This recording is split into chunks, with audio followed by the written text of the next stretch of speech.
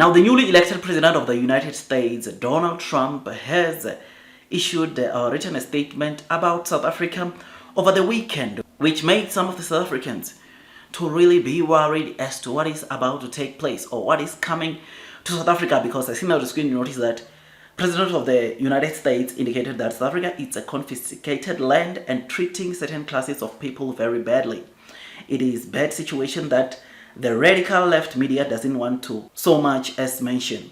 A massive human rights violation at a minimum is happening for all to see. The United States won't stand for this. We will act. Also, I will be cutting off all future funding to South Africa until a full investigation of this situation has been completed.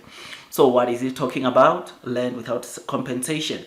There are policies that you will know, many of you, that South Africa has said they have put into place that will, of course, in a nutshell, transfer some of the land that was taken back to the rightful owners, right? Which is something that is making the president of the United States to come and say these things. And a couple of minutes ago, the president of South Africa, our president, came and I must say, I like the way he responded, right? I mean, he says South Africa is a constitutional democracy that deepens rooted rule of law, justice, and equality. The African government has not confiscated any land.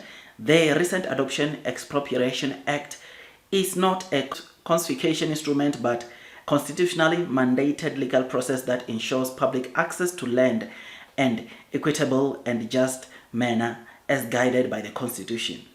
South Africa, like the United States and other countries, has always had expropriation laws that balance the need for public usage of land and protection of rights of property owners. We look forward to engaging with the Trump administration over the land reform policy and issues of bilateral interest. We remain certain that out of those engagements, we will share a better common understanding over these matters.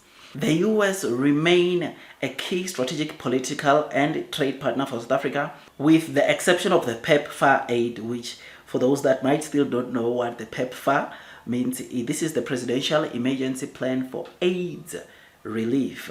So this is a plan which, as per the President of South Africa, US constitute to like what, 17% of the HIV AIDS program or South Africa AIDS program, which one thing that I like is the statement that said there is no other funding that is received by South Africa from the United States.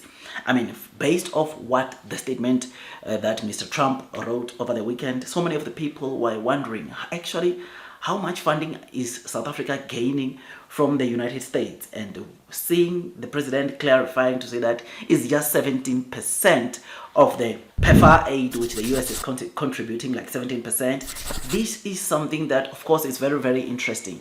I think I liked the way our president responded to this, because I think, honestly, for the president of the United States to just come and just say those things about South Africa and saying that they are going to take measures without getting to the bottom or to the chase or having an engagement at least with South Africa, I don't think it's good at all. I mean, after that statement, so many of the people were worried about what really could happen into South Africa if the US is to pull the plug off the investments which they are making to the country, which the president indicated that the US is only contributing 17%, and there are no any other funding that the US is contributing towards South Africa's economy or South Africa as a whole. Yes, there might be future plans or there might be future funds, future investments that America wants to make in South Africa, but it does not give them the right to just come and say things like that without engaging, of course, the South African government, or engaging, of course, or having a debate with our government as to the policies that, to understand the policies that goes with this Expropriation Act.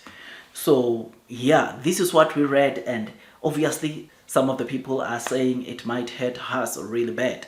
I mean, we have seen, or we are seeing, Canada and Mexico being some of the countries that be based off what the tariffs that the US has imposed onto these countries due to the trade issues. So many of the people wonder if this can come to us, or if we could see South Africa markets, South Africa currency weakening due to this new development, which of course as investors, yes, you get to worry. I mean, even Elon Musk is involved into this thing, because based off what this statement that I read from the president, Elon Musk came and did or gave a comment saying that, why do you have openly racist ownership laws? I think he is basing off his argument based on the BEE. I can't really comment much on that, but what I know is that I've been working on a company for the over 10 years, or a BEE company, which had it not been this BEE adjustment, I don't think many black people would have benefited. So this is making the previously disadvantaged people to benefit, and apparently it is upsetting guys like Elon Musk, which, yeah, I don't know, but I know it's benefiting quite a number of black people which were previously disadvantaged. I think we should make that, or we should make that statement, which to me, I think I don't have a problem, but I don't want to comment much on that. Now, the reason why I'm talking, or we are going through this today on this channel, is because if there's one thing that, of course, the stock market offers, or the today world offers, is that it gives you an opportunity to not only invest into South Africa, but you can invest abroad. And investing abroad, it is something that hedge against what can happen in South Africa and affect the economy, the companies, and the rand weekends. You can hedge that by investing abroad, which is something that is always good, man. I mean, what we saw in the currencies of Canada and Mexico weakening like that, this shows you that it's not good. I mean, those that are investing into Canada right now, they don't like the situation, because obviously this is not good. This is not what investors want to see, and therefore they will not want to.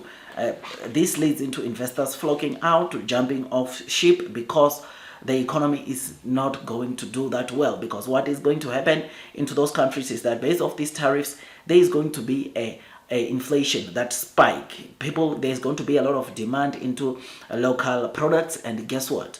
The producers for those local products are going to escalate the prices, with that is going to trigger inflation. Triggering inflation, we know that it's going to take the companies, or it's going to make the economy to not do that well, which is not what countries want, because a country with high inflation and high interest rate hikes, it's not a very good economy. It's not a very good country where you'd want to invest stocks, because regardless of the performance that stocks report, the price of the stocks, or the economy, because of the economy is not growing that much, you get to see stocks being stagnant, stocks not moving.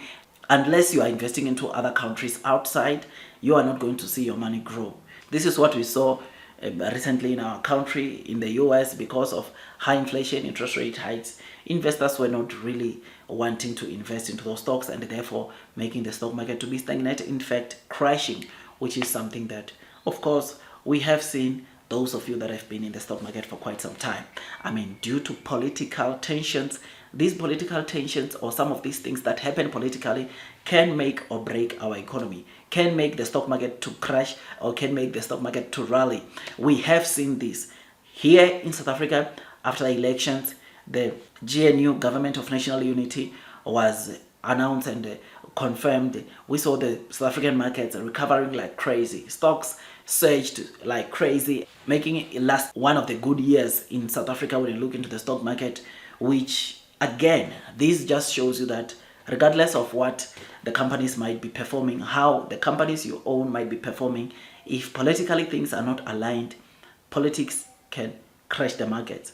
Politics can weaken our currency, which for you, if you don't hedge against that by investing into other economies, other countries outside of SA, you might find yourself into a tight spot. So as an investor, this again reminds us that if you are not investing into other countries, if you are not diversifying your portfolio, not just diversifying into sectors in South Africa, but also going overseas, abroad, and invest into some of those companies, unfortunately, when situations like this come, you are going to find yourself into tight spots. You are going to find yourself, of course, seeing your money either losing the gains that you have accumulated over the years, losing the profits that you have generated into some of the stocks.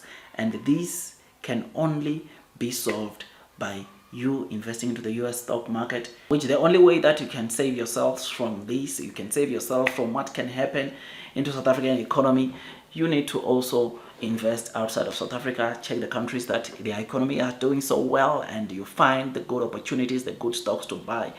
and you go there and you buy stocks. This helps you hedge against what might happen, because we don't know honestly how this will affect our economy. We still don't know how bad this can be. But I must say, I thank our President Ramaphosa, to come and clarify, to say that they are just contributing 17% and there's no any other funding that the SA is receiving. Who came and said that their contribution is on the President Emergency Plan for AIDS relief, which the US is contributing 17% of that, which is something that I must say, for him to come and clarify, it's a good thing, right? Because right now we know that there's not much that the US is doing for South Africa that much, except for this, and we can remain calm and of course know very well that there's not much harm that can come from the US, because there's not much which they are doing. Yes, maybe there's not much harm that can come in the US, like how they are putting it,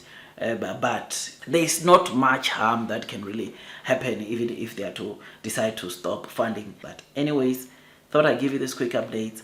Tell me what you think about this. As an investor, it's important. I think lesson learned here is that as an investor, you need to diversify your portfolio, find other markets.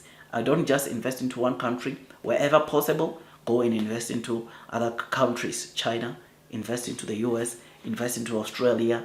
Put your money into various economies to try to hedge to things that might happen into a certain country. Canada, it's one of the countries that right now things are not going that well because of the tariffs that both countries are imposing on one another, which obviously that is not good. And hopefully things get better, things get resolved before they really get out of hand. But otherwise, yeah, tell me what you think. Don't forget to like, subscribe, and once you subscribe, don't forget to hit or click that notification bell so that at least you get notified by YouTube every time I drop a new content. See you in my next video, and God bless you all.